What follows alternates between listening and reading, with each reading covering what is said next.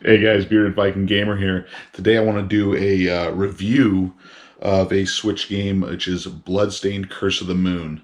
This game is freaking awesome if you're a Castlevania lover or any of those types like that. Let's get to it.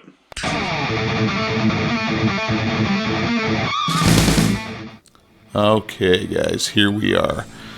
A fantastic game here produced by Koji Igarashi. You're familiar with some of his work, Castlevania Symphony of the Night, and I believe Castlevania Chronicles. He did both of those. This game is fantastic. If you're a Castlevania lover, you're going to fall right into this. This game opens up here, and you play as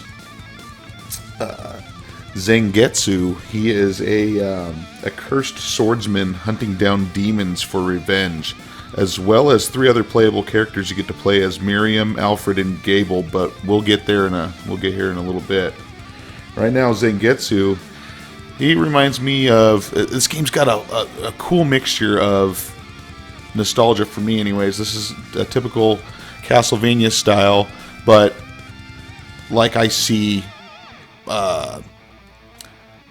Ninja Gaiden in there. I see a couple different things. You see little things like intros for like Mega Man when you're stage selecting. It's kind of cool.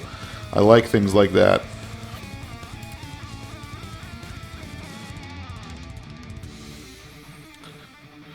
And let's see, entering a train like this reminds me of like Ninja Gaiden when you're on that train in the beginning.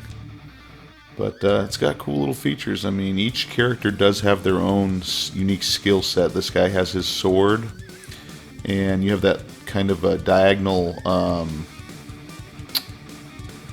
whip, I would say, or grappling hook, I should say, something like that.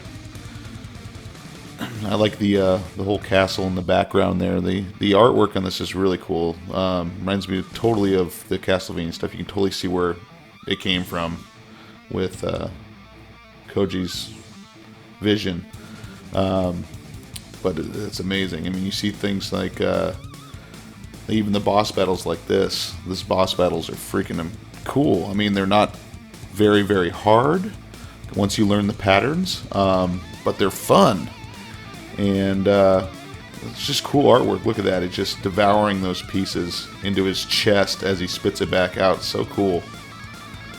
Spits them back out into flames falling on you.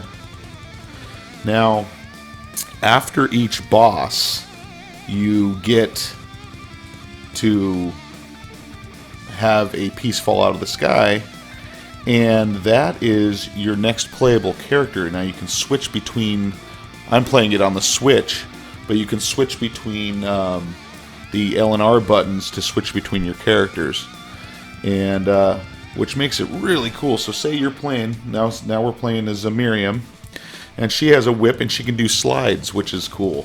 The other guy can't do that, but she can jump twice as high too. You know, you can use that to your advantage. Doing things like this, like for instance this wall right here, if I switch back to him I can't jump, but I switch to her, I can jump no problem and make that. It's cool. You can take little shortcuts that way. The maps are done that way to do that.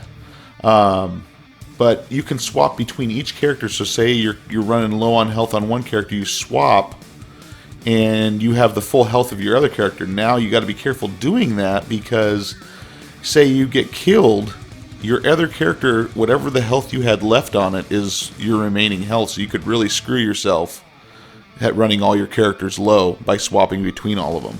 So you do have to play the game wisely like that. I like that. So right here's a cool example. So I'm using the whip to take this enemy out. Now that same enemy is right coming up here. I can slide because I have her selected. The other guy can't do that. But now you got this guy coming up here, and these are the specials. That she has a special where she has a big axe she smacks down. It only takes one hit if you use that, rather than using the whip and hitting about 4 or 5 times.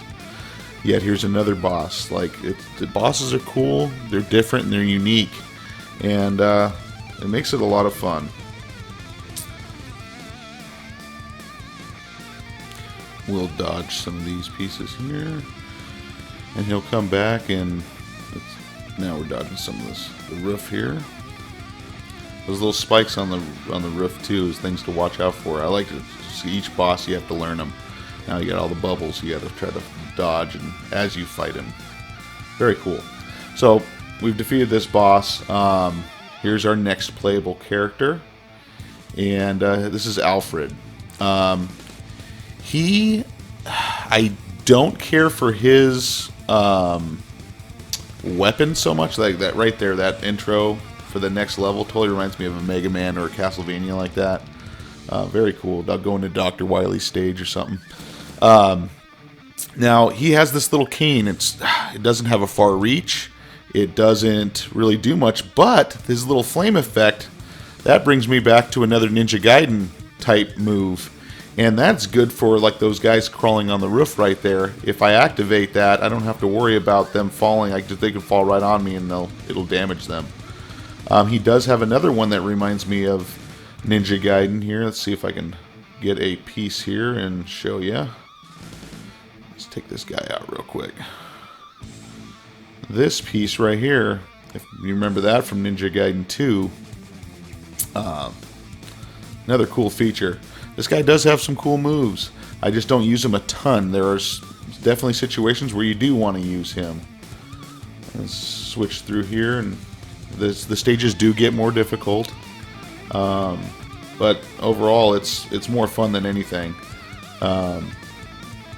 Switching back to an axe right here.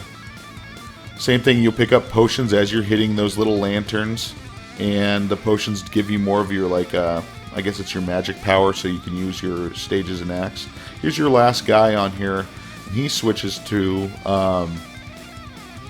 this is Gable, and he can turn into a bat. He's more like a Dracula type character.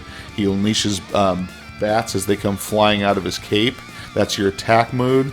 And if you're stuck into a situation, you can turn into a bat and actually fly across the map and cheat certain areas that otherwise, if you were the other characters, or they would be gone. Like for instance, right here, I'll skip across the map, and I don't have to go up and then around to a different couple portions of the map. I can just skip right to it now because I have that character still selected.